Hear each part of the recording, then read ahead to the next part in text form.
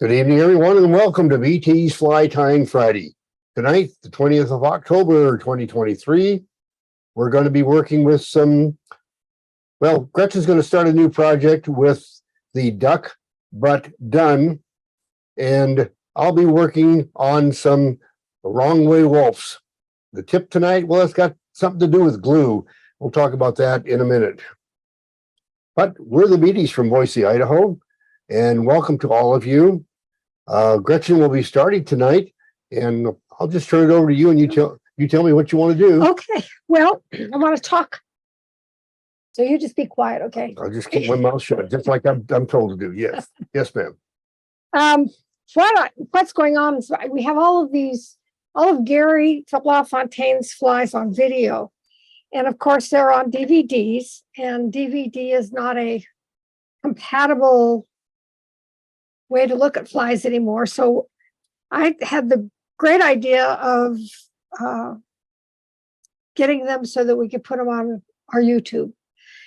So in doing that, I thought, well, why not share some of those flies as we go through this year and I work on that project. It's going to be a slow project, so it's going to take me a while. So yeah, you got about 70 flies to convert. Yeah, I've about 70 flies to put on, but we'll have all of Gary's flies someday on the YouTube channel, and I think people will like that opportunity. So the first pattern I'm going to tie is from the book, Trout Flies Proven Pattern. In 1990 and 1991, Gary spent his time fishing the flies that are in this book and proving whether, in order to get in the book, they had to be proven to be very successful. And he fished hard, long days that year. He put on 30,000 miles on his fishing rig. So you can tell that he was all over Montana fishing these flies. So in the foreword, he had some neat things I kind of wanted to share before I get started. One of the things Gary always said is that none of his original flies, quote, original, were his own. All of the flies, fishermen in my life share the credit for these flies. So, people he fished with, they talked about ideas, and that's why he never named one of his flies Gary something or other. The fly I'm going to tie tonight is a variation of the comparadun, and it was a result of a search that Gary did for the ideal trailing shuck material. And some of the material that he considered, of course, was marabou, which didn't work well with the comparadun. It kind of pulled it the wrong direction. Antron was another one he thought about because a trailing shuck has a little bit of sparkle to it from the bubbles.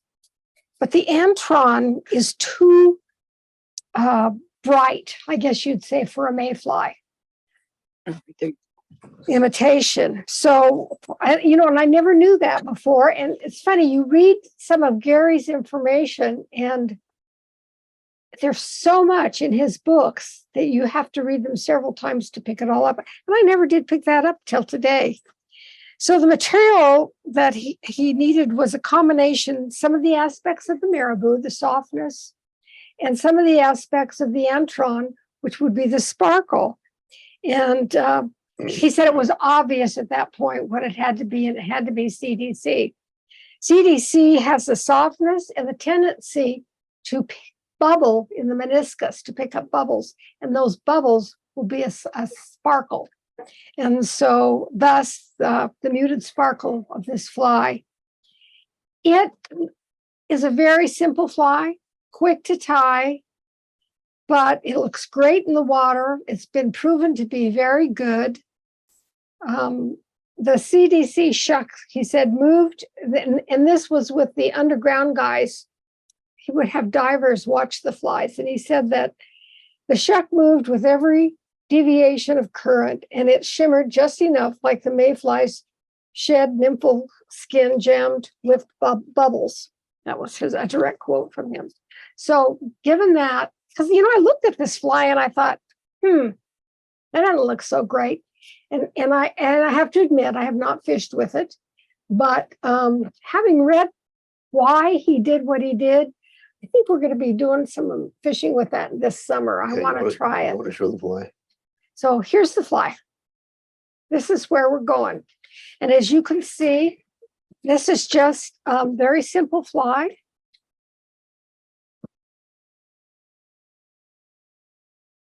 In the comparadun mode. So we'll get started, and it won't take me long to tie this fly. But once the hook is in it, I love the vise. It's so cool. So I'm going to start out with some gray thread. And let's take a look at the materials first. Yep. We have a whole bunch of materials over here because we're going to be tying 2 flies. But what I have is this is my CDC, and we'll put it over here. And of course, some deer, some soft touch, my dubbing wax, and thread. That's it. Okay, we're going to start tying right about a 1/4 point behind the eye. And as always, I'll keep some tension on the waist end just because it makes a little better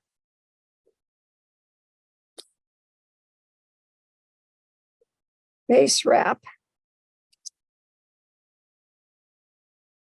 Now I'm going to come back to about the midpoint, just beyond the point.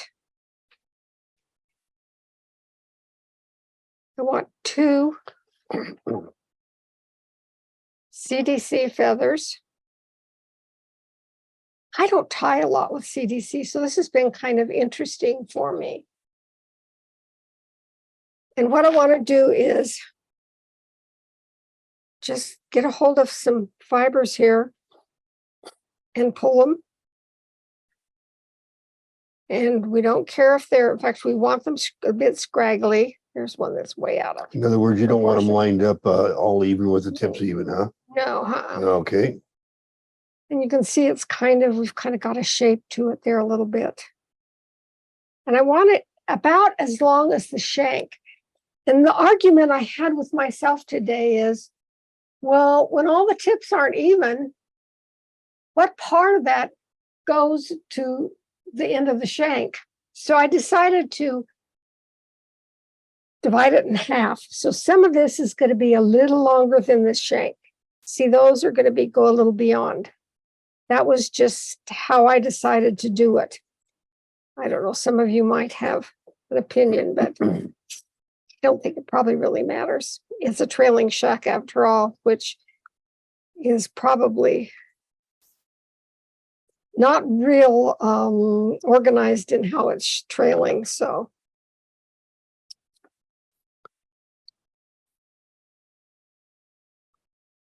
okay. Now I want to come back here to the 1/4 point out here, and that's where I'm going to put on my deer. So I'm going to go over here to the materials and take a chunk of deer and over to the bin.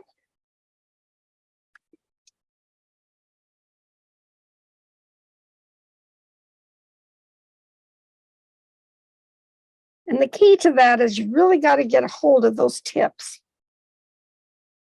Okay. It's looking pretty good.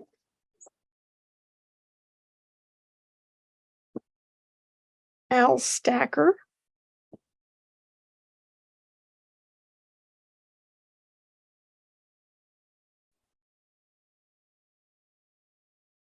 Now I want the tips pointed to the right. So I will hold this way.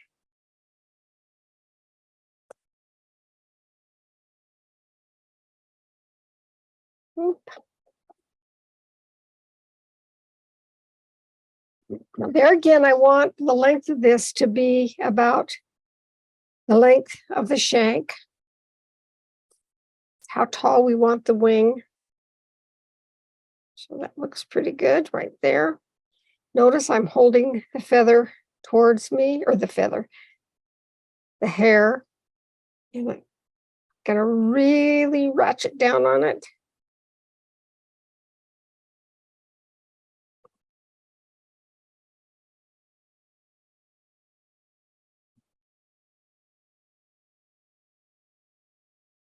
I want a fairly smooth, easy transition at the end of these. So I'm going to come from back here and flatten this out. Get a nice beveled cut. By the time I wrap over, you can see that It's a nice blend into that hackle fiber, doesn't it? Yeah. Now, right here where the end of the butts are is what we call the pull point. And what that is it's when you want to come around. And I think I'll do that a couple of times, and that kind of helps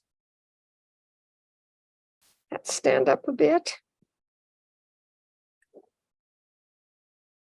Take a couple turns there.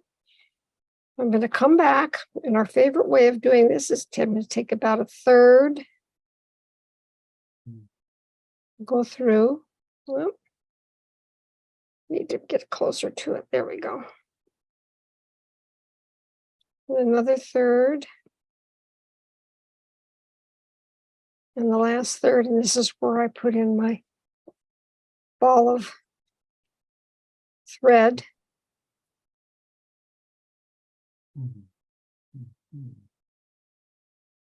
Okay, now I'm not going to fan that yet. I do have a calcitrant one there, so we'll get rid of him. There we go. I don't fan a comparadun wing out until I get done with the fly pretty much. So, oops, that's not wax. I need some dubbing wax. Over there. Oh, okay. Whoop. My elbow's through the hair on the floor. Okay, remember, we want this barely over the edge. And we'll just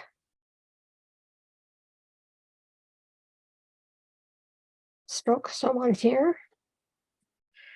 Now, the other question I had today is when Gary tied flies, and he did not twist his dubbing. We had many hours of conversation about that because Al and I always twisted our dubbing, made a tight little noodle. So what I'm going to do in deference to Al and to Gary is just kind of do it halfway. So I'm going to stroke this on here, and I'm going to do a little bit of twisting. But as you can see, I'm not making it real tight. I'm going to leave some hair sticking out.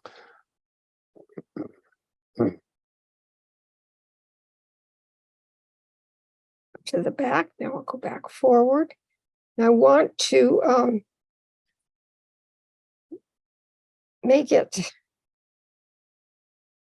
heavier right here. There we go. Whoop.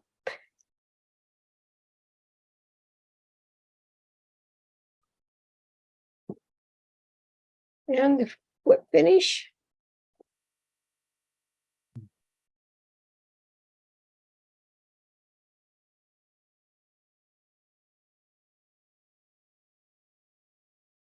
A couple more.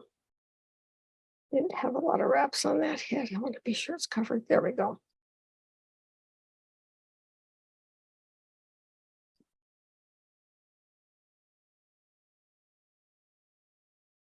I'm going to put this, capture my thread back so when Al uses it, it isn't lost.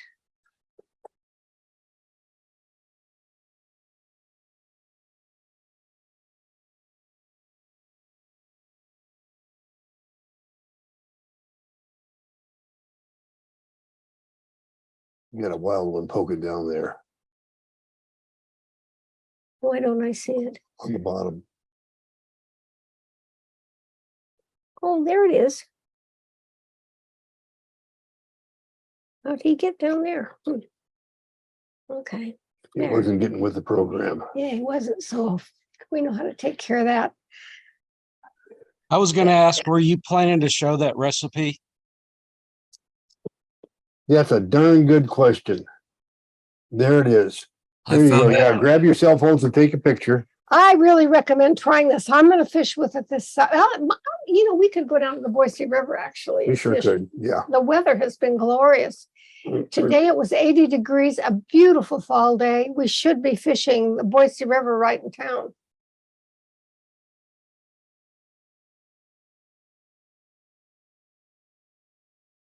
All right, that's the roadmap fly. And it's the Wrong Way Wulff.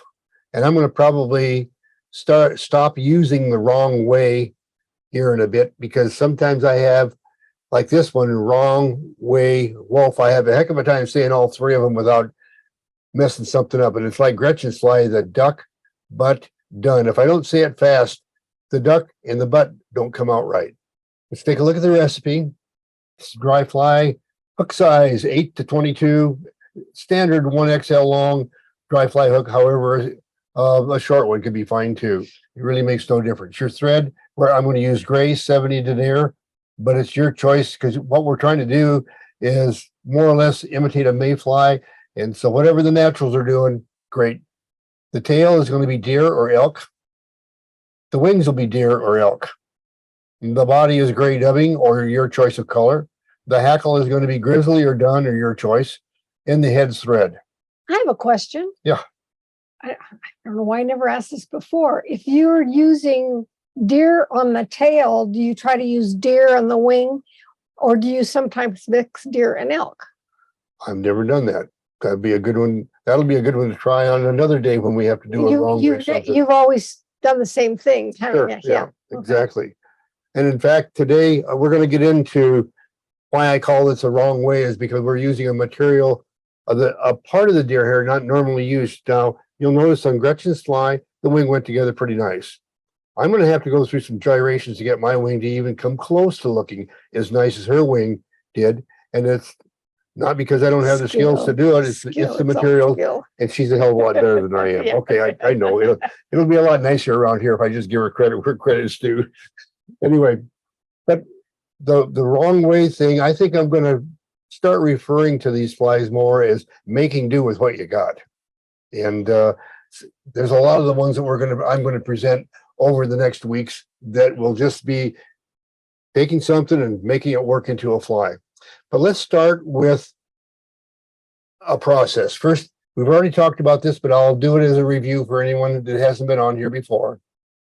Fly Tyer's motto: your job is to make the materials do what you want them to do, not the other way around.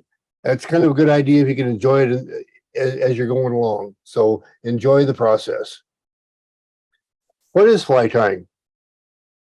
I made light out of it as just strictly three things, and that's all it is. And quite frankly, fly tying, keyword tying, that's all this is. You wrap thread on and off the hook or nearby materials. You capture materials with the thread, and you tie off or complete the fly. And the key word in all of these right here is materials. That's the one thing that I've left out. The experience in selecting materials, getting the right materials, recognizing the materials that you want is phenomenal. I mean, that's where all the experience goes. These three things are probably 25% of the fly tying journey. Getting the right stuff to do these three things is the buffer zone. We've talked about the buffer zone in the past. We did it last season when I did knotted rubber legs out of round rubber leg material, and I wanted to keep the leg pointed in the proper direction. We used one type of buffer zone to position those so that the thread torque wouldn't make the leg twist out of orientation in relation to the body. What type of buffer zones? Well, to date, we've got three basic types of buffer zones, And the stacked buffer zone is the one that we showed you when we use softer thread wraps to position the rubber legs in place on our hopper. And then we use tight wraps on top of the soft wraps to anchor it in place without severely affecting the positioning and posture of the knotted leg. Tonight, we're going to talk about series buffer zones. And what is a series buffer zone? It's thread turns placed next to or adjacent to each other to accomplish a desired effect, whatever that might be. We refer to them as anchor, gather, and control, and we'll be referring to those tonight. And the last one will, at some point down the road, we'll be talking about the last type of buffer zone, and that's material or capture. And that's when you take thread turns around a particular material to make it do something. As an example, if you want to do a 3-color bucktail streamer wing, white on the bottom, red in the middle, black on the top, it's a good idea to take a loop around each color as you tie it to the hook, so that they will remain separated. Anyway, getting ready to move on. There's the fly. Here's what we don't want to have happen. This is what happens with the kind of hair I'll be using tonight to most fly tires. You notice the difference in my tail and wings. They're far from perfect. They're sort of okay on the one in the vise, and the other one looks a little rugged. That's because it's really difficult to control this kind of hair. The hair we'll be using tonight, we'll get over to the materials area, if you would, sweetheart. Okay. Going back to our illustration of the hide. Gretchen was using the good wing and tail material, which is along the backbone of the animal. Now I'm going to be tying a fly tonight that's really needs this type of hair, but I'm willing to bet you most of you have hair in your inventory and it comes off of the rib area of the animal, and it has a tendency to flare. Flares really bad, as a matter of fact. And that's one of the reasons that you saw the messy fly that I held up just a moment ago. If you go back to the vise, I'm going to put the bad guy in there, get the good guy out, put the bad guy in, just so you can look at it there for a second. By the way, I have to admit, I tied these today, and it's been, several years since I've even tried to tie them, because I always had the kind of hair that I needed. And I was mumbling to myself as this afternoon as these were going on, because the hair does not respond well. And I think it's the reason that some fly tires don't become hairwing tires, because they don't have they don't have the right hair. And let's back over to the materials now. And in remembering the dark along the backbone, the rib area, we're going to be working with the rib area. This is the dark stuff from the backbone area, and it not nearly as flary, or the stuff like Gretchen had is even more right straight on the backbone. And the hair gets lighter as it gets down towards the flank area. We'll just set that aside, because the one I'm going to be using tonight is this one, and it flares almost all the way out to the tip. One of the things I need to start out with is just a little bit of static guard, this stuff right here, sprayed on my stuff and my hands and everything, because a little static electricity, and I don't really need that type of a challenge, along with the challenge that I'm going to be facing with this material. Now, I need to get a hook in the vise, and I'm going to show you just real quick how to control the property that we're dealing with tonight. Unlike the one that Gretchen had, I'll get over here and just get a bundle of this here.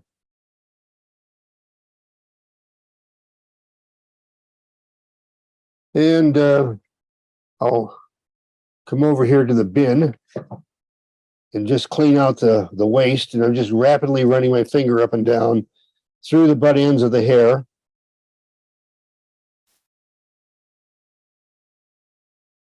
And what I'm going to do with this is I'm just going to flare and spin it. I want you to see what the properties are that this hair naturally has, so that I will have to use the buffer zone system to negate those effects, if you will.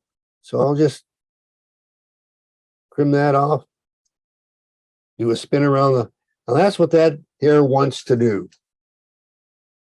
And that does not look like the result that I want for my wolf fly. I want something that looks like that. And as you can see, the hair on the hook, on the one on the fly to the right, and the hair I just spun, they look a little different. And we'll just tie this off real quick. And I'll get another hook out here, get rid of that. Now I'm going to start my thread at about 1/3 back from the hook eye. And that's it right about there. Maybe that's about a quarter back from the hook eye. And I'm going to wrap towards the hook bend. And I want you to notice that I've got tension on the thread here and tension on the thread that's coming out of the bobbin. So that as I wrap, I'm looking up at the screen right now, but I know every single turn that I'm placing on the hook is landing right next to the one I just placed, because the two tensions are working with each other, allowing good, even placement of my thread without really making too much of a task out of it. Now I'm going to go back over and get myself a bundle of this hair. Now, one of the problems with rib hair, you never see this much because you're always spinning with it. But when you try to do wings and tails with it, you'll find that it's got a lot more broken tips than the other than the hair that's on the backbone for wings and tails. So I'm over the bin right now, cleaning out the waste, and now I'm headed back to the vise. Now I'm seeing, yeah, there's several broken tips in there. And what we end up having to do is stack it twice after we remove those broken tips. There's a real bad one right there. I'll get rid of it. And there's another. Al, how can you tell a broken tip? I just got rid of one, but there'll be some there here in just a minute when I get through. Yeah, I can see two more. They're gonna show up when we stack the hair, and Okay. I'll show you when we get there. Thanks for asking, John. But the funny thing about the rib hair is you have a spiky tip on the hair, and then it goes right into the soft material, and that's why it tends to break awful easy, is because the softness right next to the hard tip causes them to break off a little bit. Now let's see if we can. I think you can see there right now. There are some things that went clear out. See, what you can't see is there's a whole lot of really fine black tips. Let me see if you can see it against that. There you go. Against my finger, you can see the black tips there. And but there's a lot of them that you can see white, like right there and there. This one right here needs to go away. In fact, there's a definite broken one. You see how it's all flat there, John? Yeah, Yeah, okay. I see what you're saying, that they're actually bent. They're bent and broken completely off. Yeah, okay. Okay, now what I've got here is a bundle of hair with the tips lined up and the bad one's gone. And it's a little bit on the big side, so I'll get rid of some. So one of the things about this hair, it has a lot more bulk to it than the stuff that comes out of the backbone. And so you need less hair to get the job done. Now, I'm going to measure my tail for length. And remember, it's going to look like the tail is short. But I'm holding my finger up there so you can see those black tips, because those black tips don't show against that green background worth a darn, do they? Not worth a darn. Anyway, so we're going to measure it for length, set them in place. And one of the things about controlling the hair flare is if you'll do it kind of soft right there, and then come back here and really bail into it. And what that does, it keeps all these fibers from coming back and pushing in and getting in my way. So I can just pull that out of the way, and it stays out of the way. Okay, so in the buffer zone concept that like we're using tonight, we're using the series. And so I'm going from the anchor wraps that I just applied into holding wraps as I wrap back to the back of the hook. And I want you to, well, let's take a look here. That's what it looks like with the tight wraps. And I want a slenderer profile for my tail. So I start using holding wraps as I work my way to the back. And these are less tight. And you see that's pulling it under control. And I'll continue and I'll soften up just a little bit more. And then we'll apply the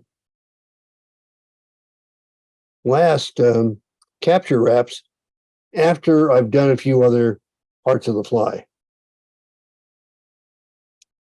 All right, let me get rid of my waist. And I'll wrap back forward to my starting point. And I'll go back over and get another bundle of hair. And looks about right there. Okay, good. I'll get over to the waist bin and get rid of the waist. Yeah, that's looking pretty good. Yep. All right. And as you can see, I got most of the fuzz out of there, but there's a couple pieces of fuzz sticking up there yet. I want to get rid of them because the fuzz is more of a problem with this softer hair than it is with the denser hair that like Gretchen was using off the backbone.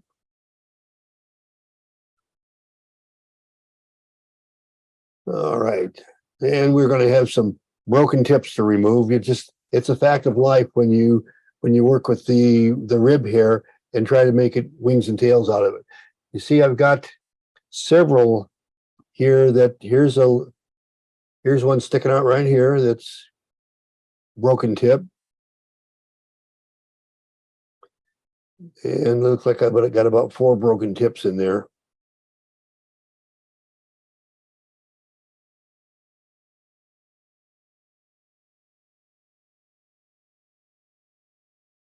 All right, now we've got the broken tips out of there. I got one I missed.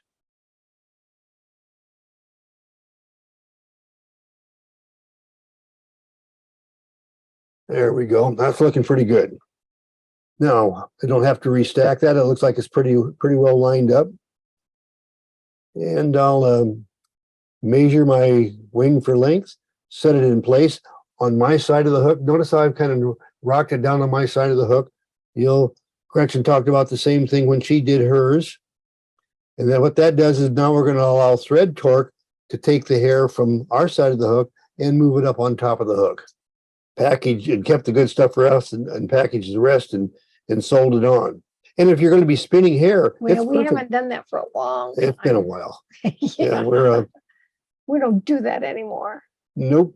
Okay, now I'm at a point where I need to cut mine out, and like Gretchen did, she needed to blend hers in with the smaller fibers from the tail. Well, see, I've got some compressed hair right here that is going to make a bad lump in my body unless I take the waist from the wing and trim it so it lands right in that same spot, so that when I wrap my thread over it, it blends right into that compressed area to give me a smooth body. All right, just like Gretchen did, we do it with all of our hair wing flies. We stand it up in bundles. Oh, but first, I have to do one of the buffer zone things. And this is one that's the capturing part. And that's where we come around and we've got the hair trying to go under the hook. And what I don't want is this hair crisscrossing under the hook. And I'll guarantee you it will. Any hair will do it. This hollower stuff will every time. So you notice that I took a loop under, and that keeps that bundle of hair then gathered, if you will, to the top of the hook. Now it's time to divide these. And oh, that looks pretty good. Let's see if you can see. Yeah, you can see that looks pretty good. I'll do a couple of crisscrosses I think between you're those. light on the right side. Do what? I think your right side is a little light compared to the left. All right, well, let's take a Just look take here. a few more. If not there again, it's watching it on the screen. Yeah, good. You're right. There. That's good. That looks pretty good. Yeah. All right, good. Now, this doesn't behave nearly as well as the stuff that Gretchen had. And I need to now, I need to start with a couple of pretty tight wraps right down there next to the hook. And that makes it puff out like that. Now I need to bring that under control with the controlling wraps. And they're softer.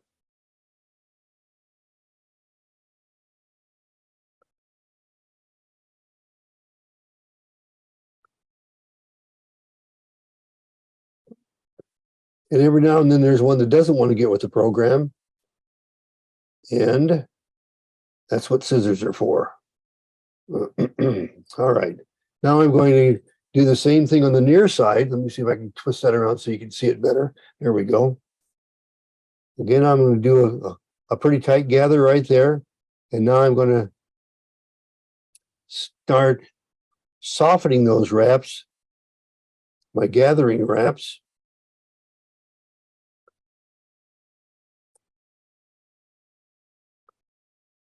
And the one that didn't want to get with the program is gone. And we have a pretty good looking set of wings there. All right, so now it's time to finish the fly. I promised to do the LaFontaine style of touch dubbing. Gretchen kind of did a cross between what we do and what Gary did. I'm going to do it all the way Gary did, even though that's not what you normally do on this particular fly. Okay, I'm just going to. It works really good on nymphs the way he did Oh, the it. way he does it on nymphs, Jesus, it gives you a buggy body. And somebody asked about the bubbles earlier this evening, and it's under the water and that loosely dubbed LaFontaine style of touch dubbing that really does a great job of capturing bubbles. It doesn't hold bubbles, it captures bubbles. But what we're going to do now is just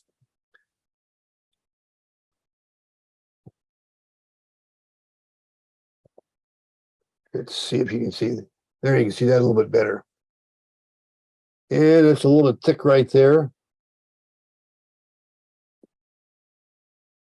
And right there was another spot that was a little bit thick.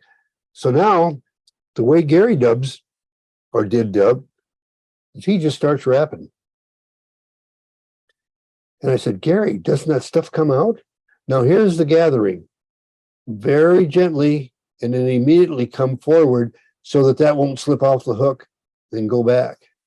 And now I'm going to continue. He says, no, it will not slip off the hook.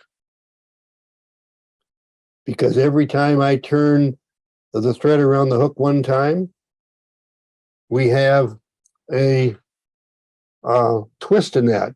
And it's doing the same thing as my hands twisting it, except it's grabbing the individual fibers and twisting them and holding them in place. Now here, I'm going to start pulling. The really long stuff that didn't get captured comes out, and the rest of it just stays buggy there. It does not pull out. Let's get back over here and grab a hackle. Let's see. I think I like that long hackle there. It's going to have a better mix of fiber sizes. Sometimes those bigger hackles will be Christmas tree shaped. You start to wrap at the back of the fly, behind the wing, and you'll end up with a nice full hackle. And then as you go forward, it gets skinnier. Well, that isn't what I want. I want you to notice something. I've got this stem already stripped on the feather. And I'm going to exaggerate the point. I want to make sure that there's no fibers. Oh, but I'm going to make sure that this doesn't happen. I see it happen all the time with people. They'll tie their hackle right next. Let me turn it this way so maybe you can see it better. There you go. There, okay. Got it right next with the fibers right next to it. And now what happens is you pull the hackle up to wrap it. You see those little fibers sticking back? That doesn't look good. When all you have to do is give yourself a little bit of space so that that stem can make a 90-degree turn and not have any fibers sticking out. All right, now I'm just going to wrap a thread dam in front here, just kind of building up a little bit so I've got a hackle platform on which to wrap my hackle, and just leave that hanging right there at the front. All right, and I'm not going to make this a really heavily dressed fly. I think I'll just 3 turns behind and 3 in front, and 1 turn of thread, the second turn of thread, and now we're going to step away from the material types and talk about making a good head on a fly. I see an awful lot of people get a fly up to this point, and they think to themselves, Al, you've only got 2 turns of thread holding that feather in place. I don't want the fly to come apart. I better put some more on. So I put on turn 3, 8, 9, 10, 11, 12, 15, 16, 18, 20. Well, that's enough. That'll hold it. And then I cut the feather, and I end up with, and then I got to cover up the cut off end of the feather. And what I end up with is a good looking fly with a big lopsided head. You all heard this last year, but there's some new people who've joined us. 2 turns holding that feather in place now. What I'm going to do is what we call dog legging the hackle. In other words, I am going to bend the hackle back and wrap my thread head in front of that hackle, running that thread head back against the hackle so that it's a head and a jam knot. See how it forces that back? Forces that back right out of the way, except I've got a nice looking head right there at the front.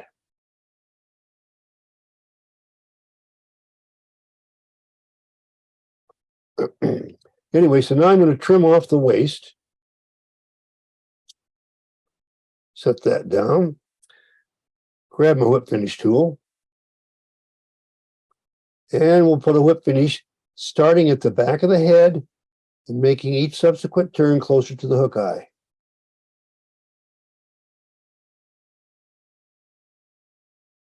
And Alan Curie does this all the time. And that is grab the hook eye with the whip finish tool so you've got a good solid point to pull against, and then trim the thread. I have a question for you. Yeah, you go right ahead. So you said you wanted the hackle that wasn't Christmas tree shape. Correct. So I don't have any good hackle. So my hackle's all Christmas tree shape. What do I do?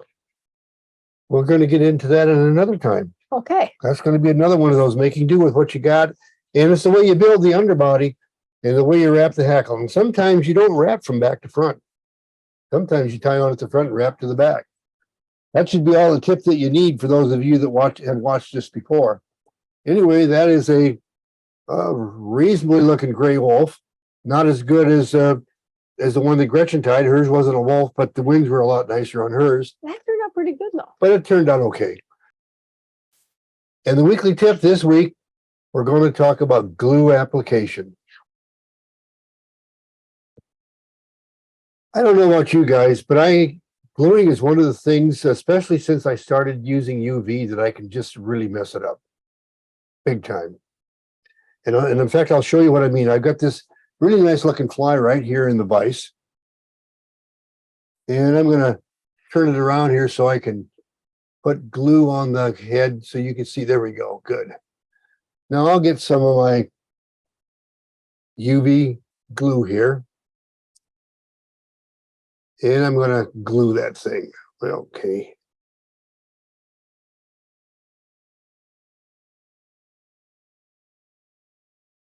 Oh, rats. Just covered the whole damn head. Oh.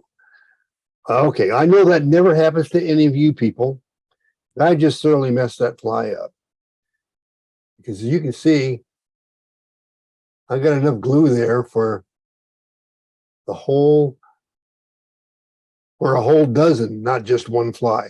And in fact, that fly is never going to see the water because you'll never be able to get the tippet into the leader. So anyway, I'll just set that aside. What are we going to do about that? Well, we've got a couple of solutions for you. And they're going to start out very simply with a couple of items here. I'll get this out of the way. Now, I know nobody recognizes these. These are toothpicks.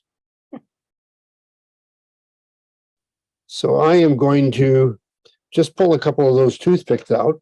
Flat, not round. Flat, I prefer the flat, but round ones work, Okay. but I prefer the flat. And I'll set one of them down. And now I'm going to introduce something else. I'll set the other one down for the moment. And I've got some Post-it notepads, and I've got the top to a box of thread. In fact, it was color code 100. That's Danville's code for black, but it's the box to the thread. And what I'm going to do is put a bunch of glue on my Post-it note, lay it down on the table, and cover it with this. That way it stays in the dark. But whenever I want to expose it, I'll expose it. Get a little dab or a big dab, but we'll start with the little dabs. So I'm going to just start by doing just that. Let me get and you don't have to use Post-it. You can use a piece of tin foil or whatever. I'm just going to put a big gob on there.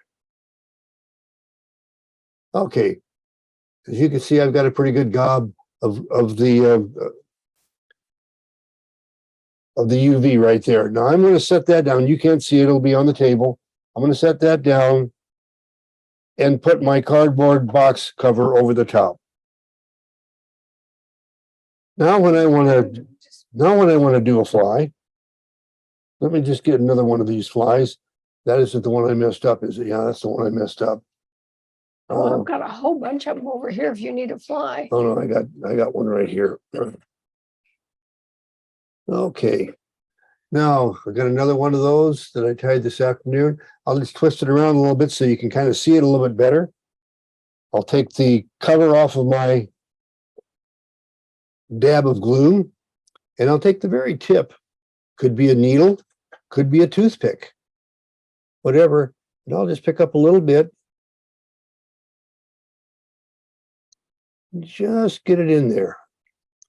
And now I'm just going to leave that lay on there. It's got glue on it. I'll just leave it lay right there in a little puddle of glue. Set it back down on the table, cover it up, grab my UV light, and now I have a nice application of glue. Well, another place that I run into trouble is the exact opposite of that particular situation. And tonight, I tied a freshwater tarpon fly. Yes, I know. You guys down there in the saltwater country are probably just shuddering right now. It's actually it's a bluegill fly. Let's call it that. But what we're doing is we're getting a nice even application all the way on that head is a bit of a problem. And the tip of that toothpick just doesn't quite do it. Well, so I'm going to take this out of the vise for a minute, and I'm going to take this other toothpick and put it in the vise for a moment and just kind of anchor it there. And I'll just take some thread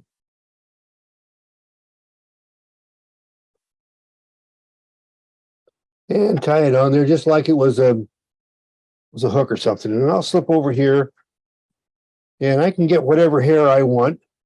But for tonight, I'm just going to get some backbone hair because I don't have to mess with all the broken tips, because the broken tip in what I'm going to do is a problem and makes for bad distribution of the hair. So I am going to just get the underfur out of there, get my hair stacker, And I'll put that in there and I'm going to even the tips.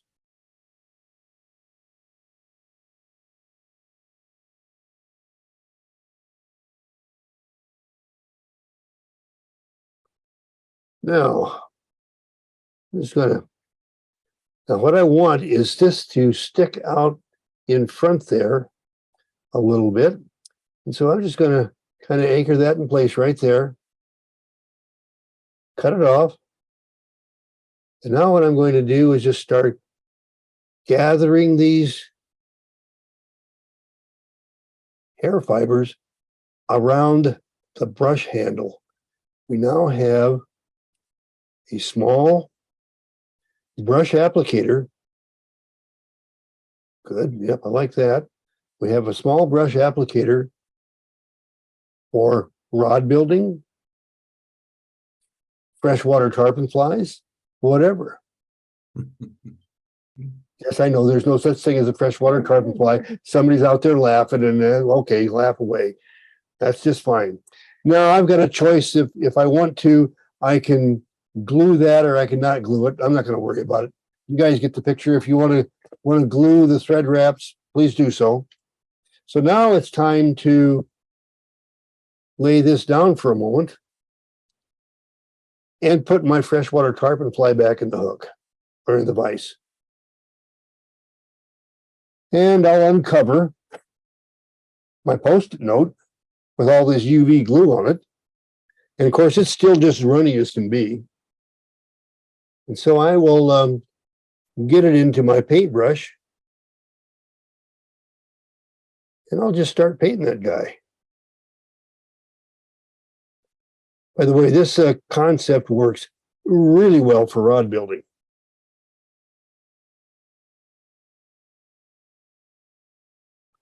Yep, that's coming together pretty good. So I'm going to now place this temporarily, just lay it right down in that gob, put it back over here. I want to make sure I cover it up before I get my UV light out. Now I'm going to take the UV light. It's got a little fuzz there. There you go. You got it. Get that fuzz. Okay, thank you. Put the UV light on it, do a turn.